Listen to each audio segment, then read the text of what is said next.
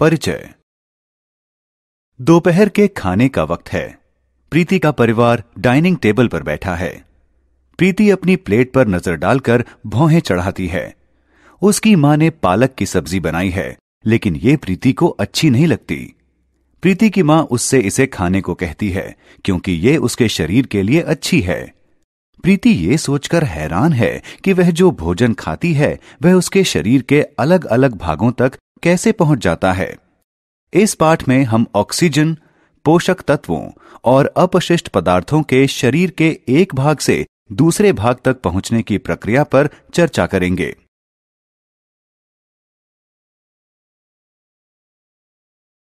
उद्देश्य। इस पाठ के अंत में आप निम्न करने में सक्षम हो जाएंगे: रक्त के घटकों की सूची बनाना, रक्त वाहिकाओं के विभिन्न प्रकारों की व्याख्या करना, हृदय की बनावट की व्याख्या करना, हृदय के कामकाज के बारे में बताना, दिल की धड़कन और दिल की गति की व्याख्या करना, निष्पादन प्रणाली के कामकाज को समझना। रक्त। राहुल ने अपने स्कूल में 100 मीटर की दौड़ में हिस्सा लिया। दौड़ते समय वह गिर गया और उसे चोट लग गई। घाव से कुछ देर तक रक्त निकला और फिर जम गया। ये देखकर उसे उत्सुकता हुई। वह जानना चाहता है कि ऐसा कैसे हुआ। रक्त एक तरल पदार्थ है जो हमारे जिंदा रहने के लिए आवश्यक है। यह ऑक्सीजन तथा पोषक तत्वों को शरीर के अंगों तक पहुंचाता है। यह अपशिष्ट पदार्थों को शरीर के अंगों से बाहर निकालने के लिए भी अपने साथ ले जाता है। रक्त में रक्त कोशिकाएं होती हैं जो प्लाज्मा कहलाने वाले तरल में तैरती रहती हैं। प्लाज्मा का रंग पीला होता है और इसमें 90% पानी होता है। पानी के अतिरिक्त प्लाज्मा में हार्मोन, प्रोटीन, ग्लूकोज और कार्बन डाइऑक्साइड भी होते हैं। रक्त कोशिकाएं 3 प्रकार की होती हैं: लाल रक्त कोशिकाएं यानी आरबीसी, श्वेत रक्त कोशिकाएं यानी WBC और पट्टिकाणु यानी प्लेटलेट्स। आरबीसी को एरिथ्रोसाइट्स भी कहते हैं। इनका आकार किसी तश्तरी जैसा होता है। इनमें हीमोग्लोबिन नाम का एक प्रोटीन होता है जिसमें लौह की अधिकता होती है और इसी से रक्त को उसका लाल रंग मिलता है। हीमोग्लोबिन शरीर के विभिन्न हिस्सों तक ऑक्सीजन को पहुंचाता है। WBC को ल्यूकोसाइट्स भी कहा जाता है। इनका आकार अलग अलग होता है। ये शरीर में दाखिल होने वाले जीवाणुओं और विषाणुओं से जूझने के लिए एंटीबॉडीज को उत्पन्न करते हैं। पट्टिकाणु यानी प्लेटलेट्स को थ्रोम्बोसाइट्स भी कहा जाता है। इनका आकार अंडे जैसा होता है। इनसे रक्त के थक्के बनने में मदद मिलती है।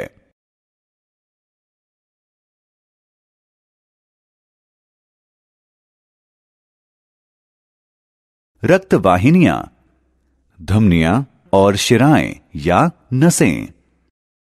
एक बार जब रोहित बीमार हुआ तो डॉक्टर ने उसके रक्त की जांच कराने को कहा।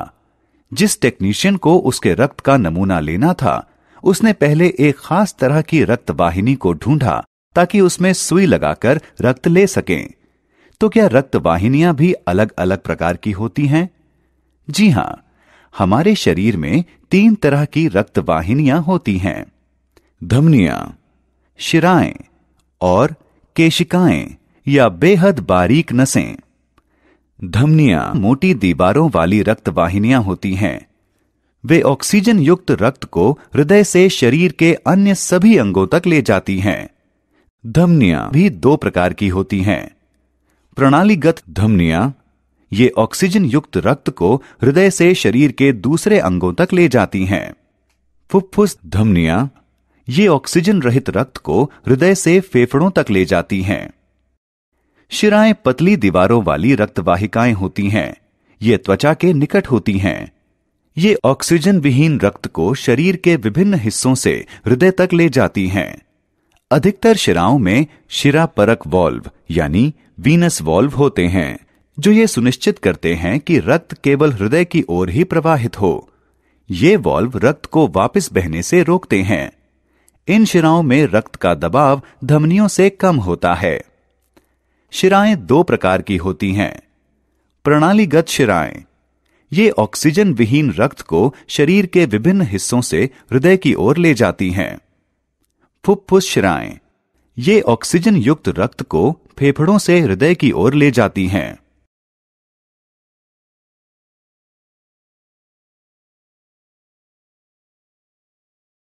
रक्तवाहिनियां, केशिकाएं या बेहद बारीक नसें।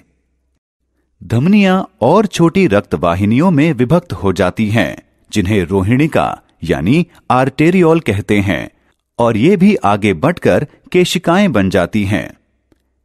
केशिकाएं रक्त की बेहद पतली वाहिनियां होती हैं जो ऊतकों में मौजूद होती हैं। ये ऑक्सीजन युक्त रक्त को धमनियों से ऊतकों तक ले जाती हैं। आरबीसी में मौजूद ऑक्सीजन और ऊतकों वाले अपशिष्ट पदार्थ का विनिमय केशिकीय दीवारों यानी कैपिलरी वॉल्स के जरिए होता रहता है। ऑक्सीजन विहीन रक्त को ले जाने वाली ये केशिकाएं आपस में जुड़कर वेन्यूल बन जाती हैं और फिर ये भी आपस में जुड़कर शिराएं बन जाती हैं।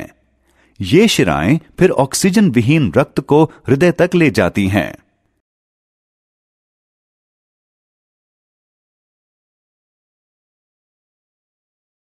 हृदय की संरचना। हृदय मांसपेशियों से बना एक अंग है जो सीने में बाईं ओर स्थित होता है। इसका आकार इंसान की मुट्ठी के बराबर होता है। यह रक्त को शरीर के विभिन्न हिस्सों तक पहुंचाने का काम करता है। यह पेरिकार्डियम नामक एक सुरक्षात्मक थैली में लिपटा होता है। हृदय 4 कक्षों में बटा होता है। ऊपर वाले 2 चेंबरों को बायां अलिंद और दायां अलिंद कहा जाता है। नीचे वाले 2 चेंबरों को बायां निलय और दायां निलय कहा जाता है। सेप्टम नामक एक मांसपेशी हृदय के बाएं और दाएं हिस्से को अलग अलग करती है। हृदय की कार्यप्रणाली।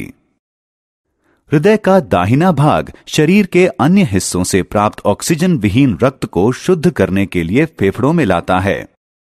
हृदय का बाहिना हिस्सा फेफड़ों से प्राप्त ऑक्सीजन वाले रक्त को बाकी शरीर में पंप करता है।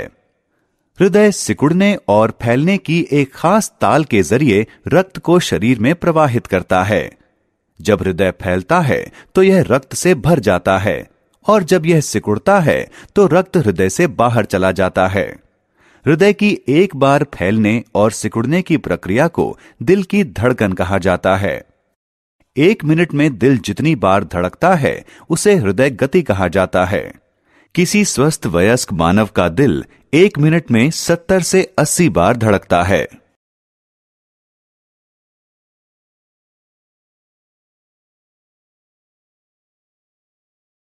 मनुष्यों में निष्पादन प्रणाली। विनीता जॉगिंग करने के बाद घर लौटती है। वह पसीने में तरबतर है। उसकी मां उसे नहाने को कहती है। क्यों? दरअसल पसीना एक ऐसा अपशिष्ट पदार्थ है जिसे शरीर से दूर किया जाना चाहिए।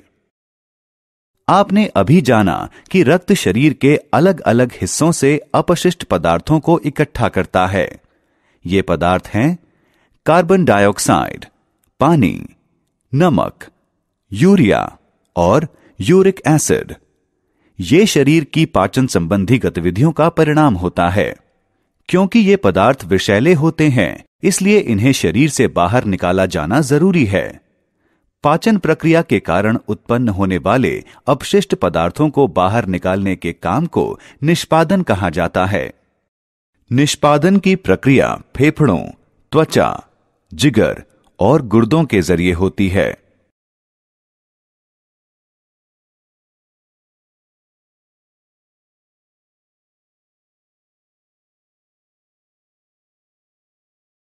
सांस छोड़ने की क्रिया के दौरान फेफड़े शरीर से कार्बन डाइऑक्साइड को बाहर निकालते हैं।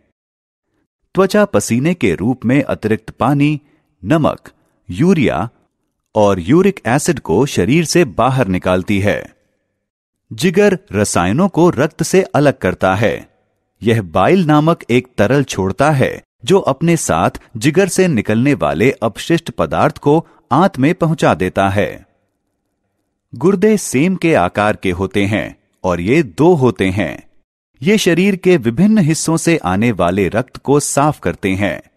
इस प्रक्रिया के दौरान उपयोगी चीजें फिर से रक्त में अवशोषित हो जाती हैं और अपशिष्ट पदार्थ पेशाब के रूप में बाहर निकल जाते हैं। मूत्र मूत्रवाहिनी के जरिए मूत्राशय में पहुंचता है।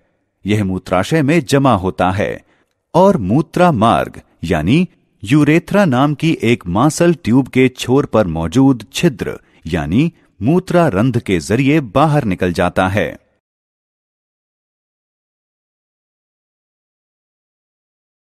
सारांश। आइए हमने जो कुछ सीखा है उसे संक्षेप में दोहराएं। रक्त में रक्त कोशिकाएं होती हैं जो प्लाज्मा नामक एक तरल में तैरती रहती हैं।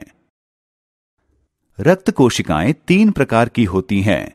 लाल रक्त कोशिकाएं यानी आरबीसी, श्वेत रक्त कोशिकाएं यानी डब्ल्यूबीसी और पट्टिकाणु।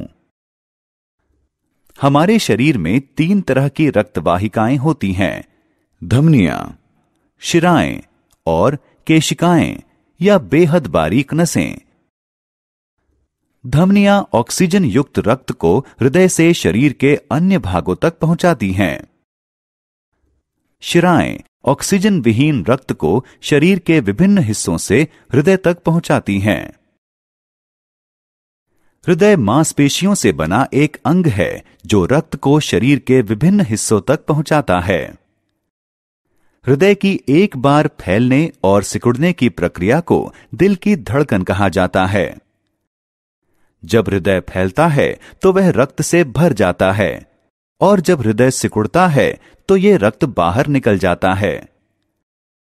निष्पादन की प्रक्रिया फेफड़ों, त्वचा, जिगर और गुर्दों के जरिए होती है।